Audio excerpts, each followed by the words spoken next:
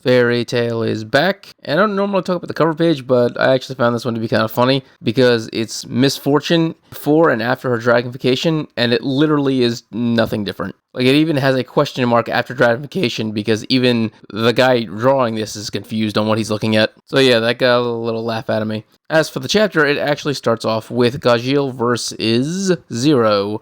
And as they're fighting, Zero says something that I find to be kind of weird, which is that Gajeel would be a great candidate for the Ratio 6. Now, I'm assuming he's saying this because Gajeel was a member of Phantom Lord. But here's the thing, Phantom Lord was not a dark guild. They were a legit guild that was part of the entire organization of the Magic Council. And so it wouldn't even make sense for a member of Phantom Lord, even though they are kind of violent and bastard-like, to become members of a dark guild because they all see themselves as professional and true wizards. They don't see themselves as criminals. In fact, Phantom Lord didn't actually commit any actual crimes, which is why no one got arrested at the end of it. Their guild just got disbanded because, well, they attacked another guild, Fairy Tale. And so this just caused conflicts that the Magic Council just didn't want to deal with anymore. And if we're being honest, the Magic Council hated not just Phantom Lord, but also Fairy Tale. The only reason why they didn't disband Fairy Tale after the war is because Phantom Lord started the fight. And then once again, Gajeel says something kind of weird, where instead of just acknowledging the fact that Phantom Lord and him aren't criminals, instead he says, well, I wouldn't join you guys anyway, because while I don't like Salamander, I like someone a lot more than I hate him. He's obviously talking about Levy,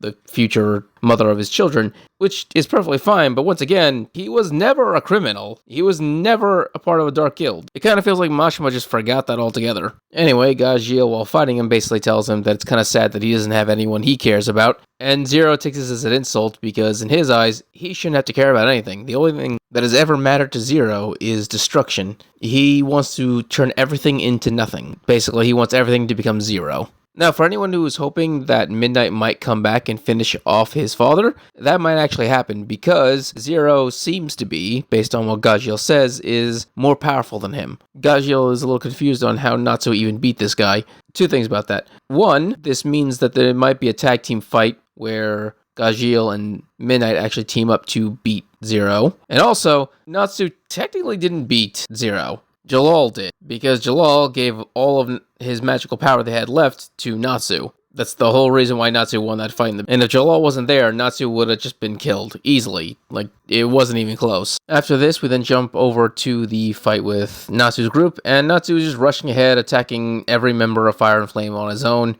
basically thinking he'd beat all of them by himself. And of course that doesn't work. While he does hit all of them at least once, the problem is he doesn't really do actual damage that would allow him to win the fight. And because he's focusing on every opponent at once and not a single attack is able to do absolute damage to any of his opponents, this gives a chance for Natsu then to be overwhelmed by basically everyone. First, the Scenario Sisters, where they throw a fire ring at Natsu, and instead of hitting him, it actually forms around him and creates like a bubble. It's called Flame Lock, and it basically just paralyzes its target. The two Scenario Sisters are then about to attack Natsu head-on when he's completely trapped. Fortunately for him, both Urza and Gray step in and force the sisters back. This then breaks the firebind, freeing Natsu, but as soon as he's free, that's when Lekka and Raj attack him. Fortunately for Natsu, Urza and Gray once again save him, attacking the other two. Also, Urza transformed into her Seamless armor, giving her a water attack.